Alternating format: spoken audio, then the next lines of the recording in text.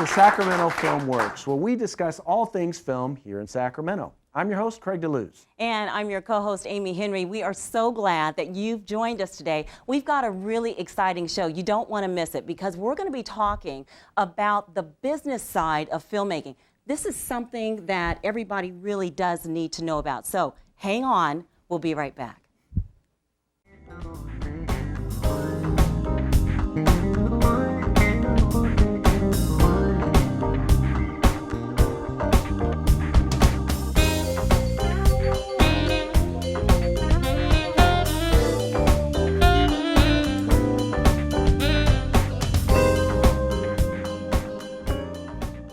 Welcome back.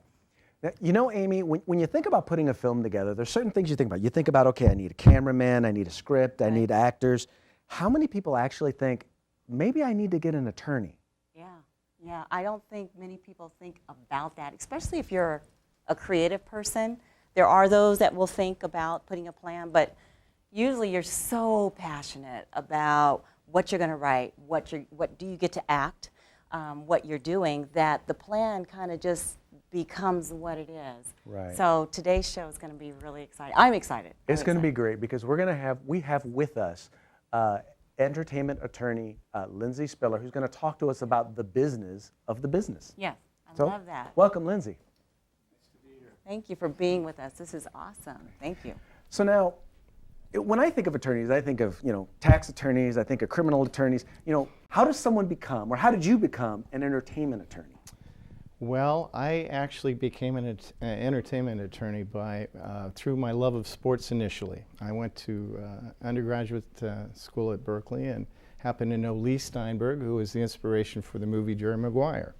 And he and I were good friends, and I love sports, and he always encouraged me to be an agent. So when I went to law school, I actually started a sports agency my first year of law school. I wouldn't recommend it, by the way. First year of law school. But I read a story about a young man in LA who did it as a sophomore at USC, and I said, if he could do it, I can do it too. And I ended up with 10 athletes my first year, none of whom, they were football players, none of whom made the NFL, but one happened to be an all-star in the Canadian Football League. So I grossed $2,000.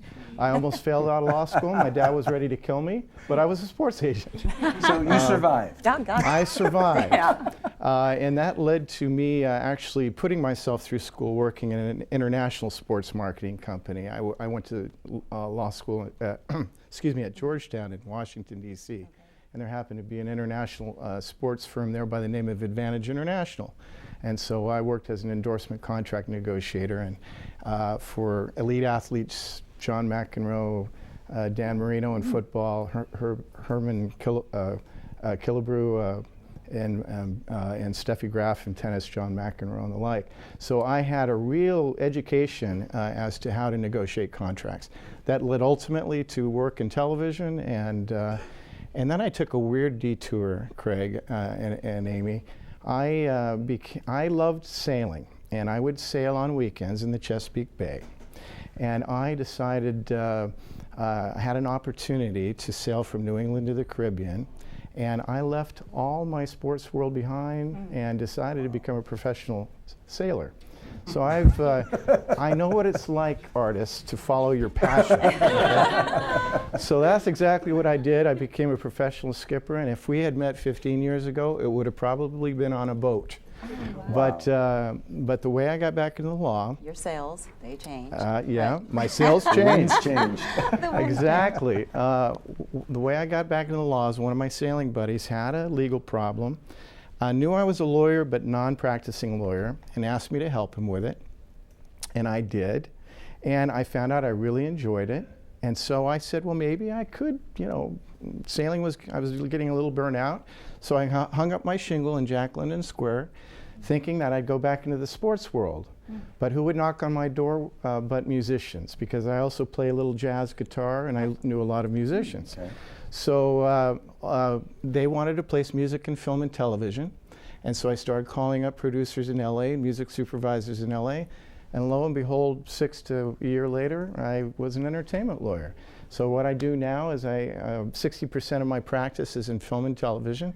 And I do a lot of music licensing as well. And So that's the story. That's how Wow. I became an entertainment lawyer. Well, we're honored to have you because this particular show reaches out to people that are aspiring to be filmmakers or do something within that particular industry, which is huge. And so they need to hear a voice like yours that says, wait a minute, before you start going out too far, let's talk about what you need to do in order to protect your investment, because you're either investing money or you're investing time or you're doing all of those things and energy. And I think that it's so crucial to be able to have a plan in place. So you had a chance to talk with us a little bit before the show and talked a little bit about why is it so important for people to talk to someone about what they need in as far as putting a plan together and having an attorney. Why is that so crucial? Well, I think a lot of artists enter this world, this industry, from a very sound creative standpoint, where we all want to tell a message or tell a story. And you are so important in our society. You enrich our culture. So I've always believed, even in my periphery, you know, being on the business in the periphery as an artist myself, I always wanted to be encouraging. So when a client comes through the door, especially new filmmakers, I really want to be encouraging, and there's reason to be encouraged. The marketplace for film is actually better than it was 5 years ago. More films were sold at Sundance, for example, than there were last year and the year before. And I'm seeing a lot more interest on the part of venture capital firms even to invest in the industry. So you have reason to be optimistic. But while I'm encouraging you to be optimistic, you really need to think of, you need to have two parts together to be a success in this film business. And if I may share this with you, when somebody comes in, I always say, why should this film be made? It should be made if you have two elements. One is you have to have passion for the story, passion for the project. Most artists have that. But then they don't have the second element, which is, do you have an audience who wants to see it? If you don't have those two parts together, then odds are, if you say have passion but no audience, that's fine. But just realize that you're probably going to have one film in your life, because nobody's going to want to take a chance on a second film with you. But if you're passionate about the message being told and you feel that the audience will be found, good for you. But if you have those two elements together, then you're in the film business, because odds are we can then you can then engage me and have me involved in helping you make the most out of this opportunity. So if they have those two elements, I say fine. You need an attorney now. And the phrase I use is a silly little sentence, but remember this. It's called, I produce commercial movies the last one is people desire. Okay, think of this again. I produce commercial movies people desire. It's an acronym. It's a little kind of memory aid. I stands for idea. The idea has to be golden. It has to be absolutely brilliant. So you really, if it's a script, you want to make sure it's vetted, it's the best it can be, okay? And then you want to protect that script. So you need a lawyer for that stage, right? And then the P, I produce commercial movies people desire. The produce part is plan. And what is the most important part of the planning process is put your team together that can make that movie happen. You need to paper those relationships, right? Those deals. You need a lawyer for that. C, you got to form the company. You need a lawyer for that. M, you need money. You need a lawyer for that. All those financing documents that need to be prepared. And then the last PD part is production and distribution. You need a lawyer to make sure your locations are, licensed properly, and you get releases and the like, and you get your talent deals in place. And then D, the worst part, by the way, of the whole process for filmmakers, unfortunately, is the D part. It's distribution. Those distribution deals are so unfavorable to producers. You definitely need a lawyer for that stage. So I always say if you've got the passion and you've got the audience and you think you have something marketable, you really need to engage a lawyer right then and there to go forward. Okay. You know, I think you did a really good job in terms of letting everybody know. Hey, you know, I always say, filmmakers they're like all the rest of the artists. You know, if I'm a painter, it's me, my canvas, and my paint. But when you're a filmmaker, you have to bring together so many different aspects, actors, camera people, and you don't even think about an attorney in terms of those relationships because your motivations, your interests may be different than theirs. And so how do you, as a filmmaker, how do I know, what are some of the things that I need to be considering that need to be dealt with before I go see an attorney? I would say, that's a very good question. Yeah. I would say you want to have your deals in place, whatever deals you have with your partners, for example. You want to do as much as you can with respect to isolating those deal points. You want to probably learn as much as you possibly can.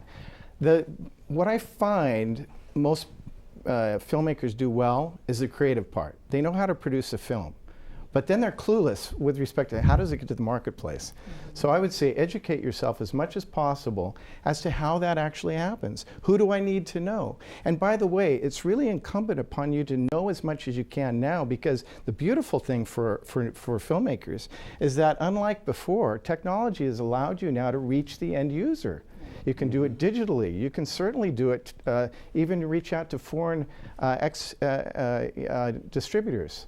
You can do that by virtue of looking online and developing these relationships. You can have relationships with sales agents. I think if I could say, make one bit of advice for you guys, for filmmakers generally, is to control as much as you can. Francis Ford Coppola has a great aphorism, which I quote a lot. Francis Ford Coppola says, control everything.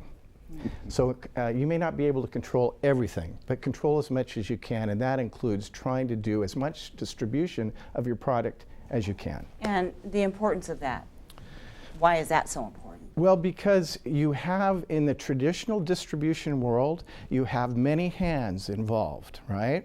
And when you have a lot of middlemen that take the film and distribute it through other middlemen, the truth is that all those people have to get paid. And they take from whatever revenue that flows from that revenue generation, and you end up with practically nothing sometimes. So the more you can eliminate the middlemen, the better, and you can do it in today's world. But having an attorney will actually help you go through the sea of understanding, you know, who do I need to keep and who do I need to not keep. I think, and you should consider, as hard as this is for some of you to envision, you should consider your attorney to be a friend of yours. Because the truth is, if you succeed, attorneys succeed. We get to do another deal with you, you know? So we really do want you to succeed. A lot of us are struggling artists, like me. I'm a guitarist. But if you succeed, I take personal pleasure in that. And also, the truth is that a lot of attorneys, everybody that I know, honestly, in the bar, wants to help people. So you can't avoid us, but you should embrace us. You know, I think you make a very good point. The reality is, you know, as artists, we kind of seeing it as a business is kind of a bad thing. But the reality is, the more you treat it like a business, the longer you'll be in business. Great. That's a perfect point. Well, that's it for this segment. We're going to take a quick break, and we're going to come right back, and Amy is going to be with our studio audience who have some questions for our special guest. We'll be right back.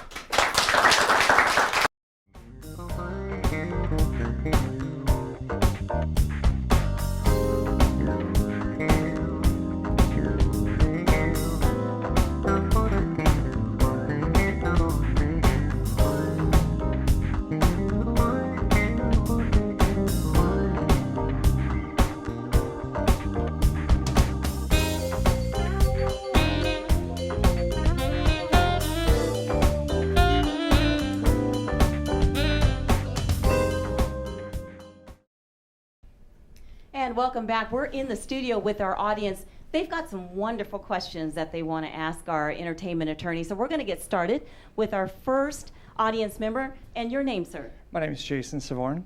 And Jason, your question? My question for you, Mr. Spiller, and thank you, by the way, is what aspect of entertainment law resonates with you most personally? Thank you.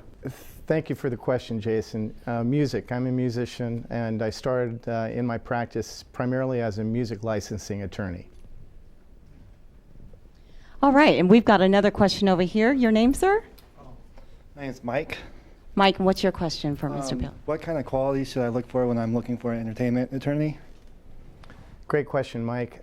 Somebody who listens, who really tries to understand what your needs are, and then tries to tailor services that are appropriate for the budget that you're anticipating.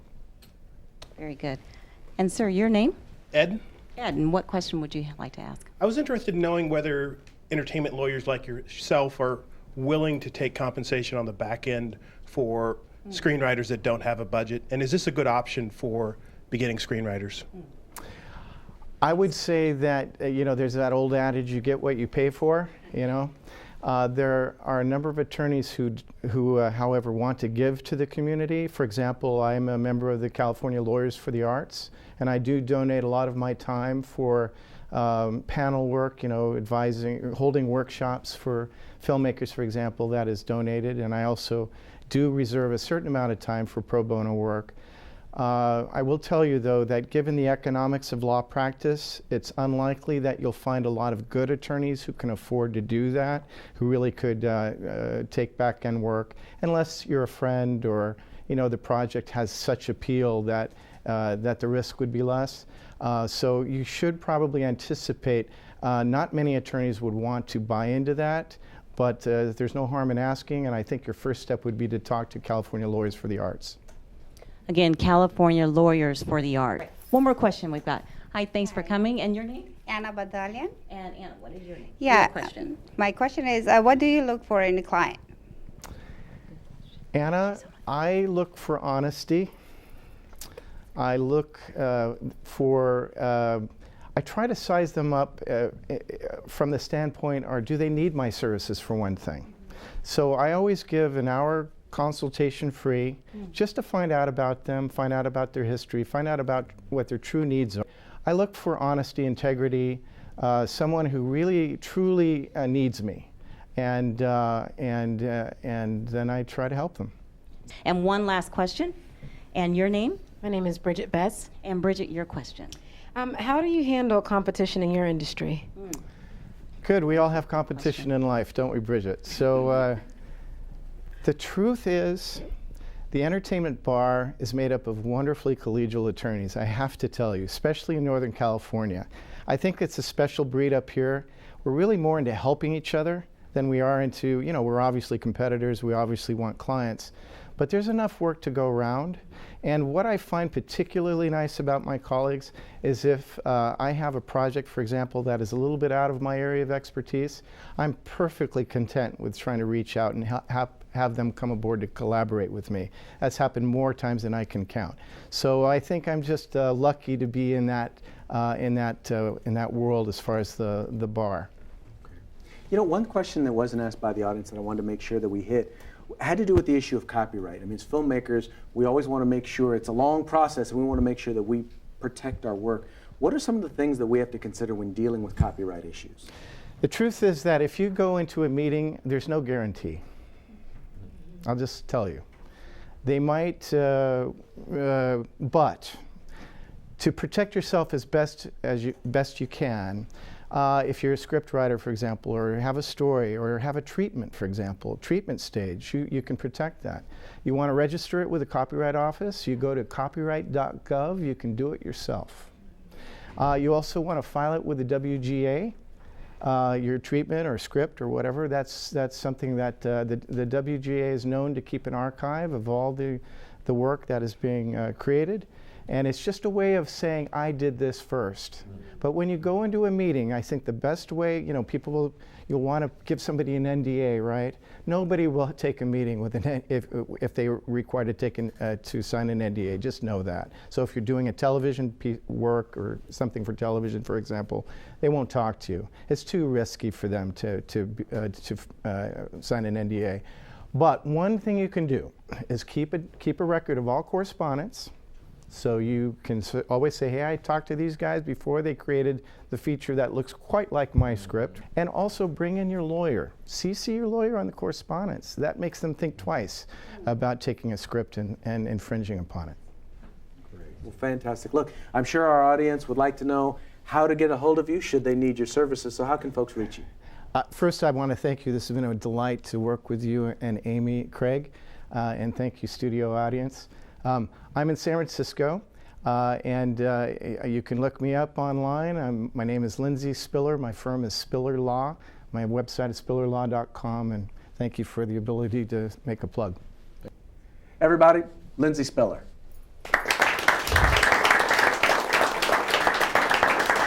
Okay, so that's it for this segment. We're going to take a quick break, and we're going to be right back with our special Spotlight guest.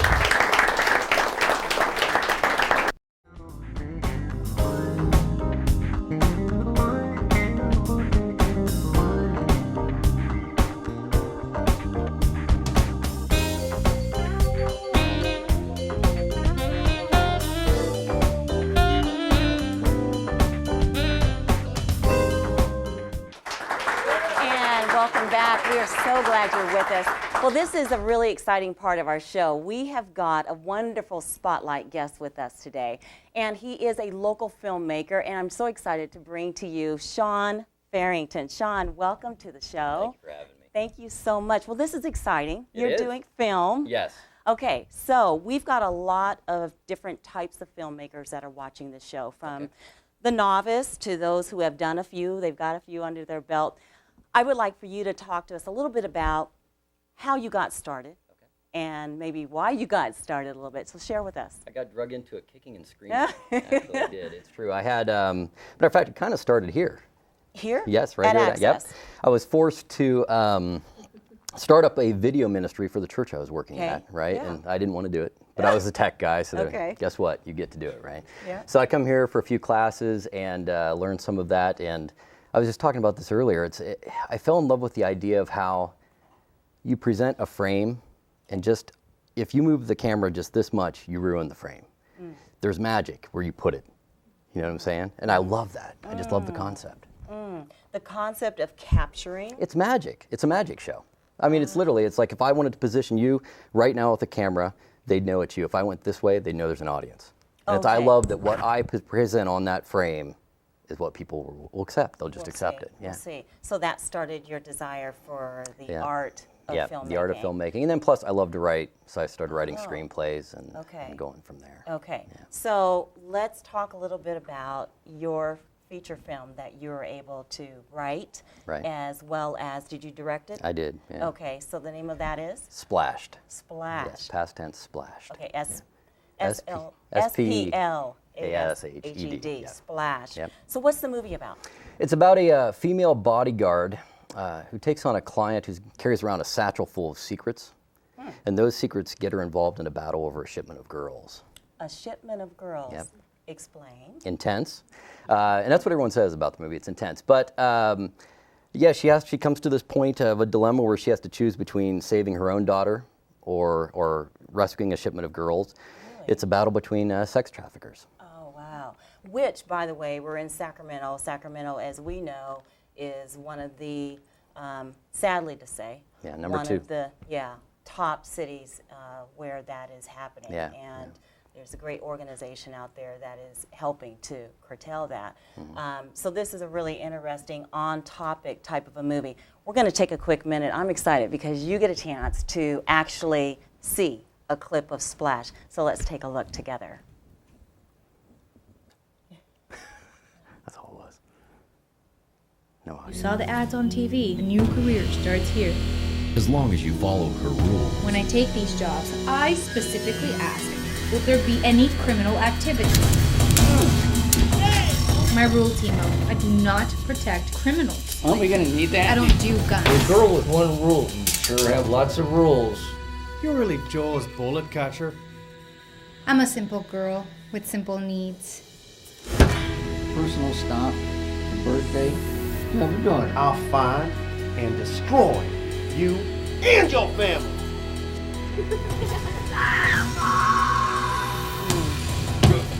I'm as good as dead.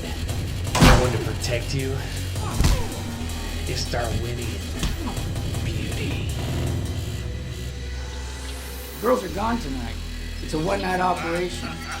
By daylight. My girl is being hunted right now. You better find. These girls don't have any parents coming to save them. Are you gonna kill the bad guys? Splashed. Whew. Okay. It's a comedy.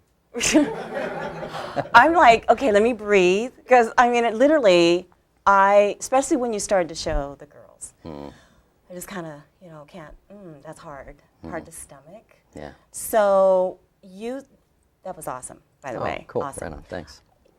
Budget? No budget? No, none. Okay, let's explain no budget. Because Yeah. there's different ways in which people consider a budget Yes, no budget. there are some interpretations that say if you borrow $100,000 from grandma and max out your credit cards to $300,000, that is still no budget. I literally mean no budget. I work for a church. It's not a growth industry. Right. You know, so I had literally no money. So everything was borrowed. People came on and did it for free. They volunteered, and that's how it came together. That is awesome. So where are you taking it now? Where has it been? It premiered here in town at the Crest. We filled the Crest, which is not a small theater. If you've ever No, been it's in not. It's pretty huge. Yeah. So we were blessed because of that.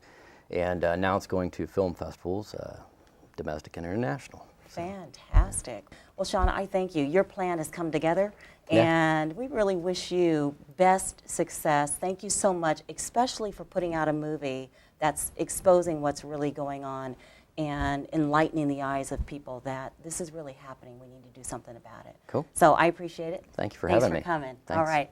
Thanks so much.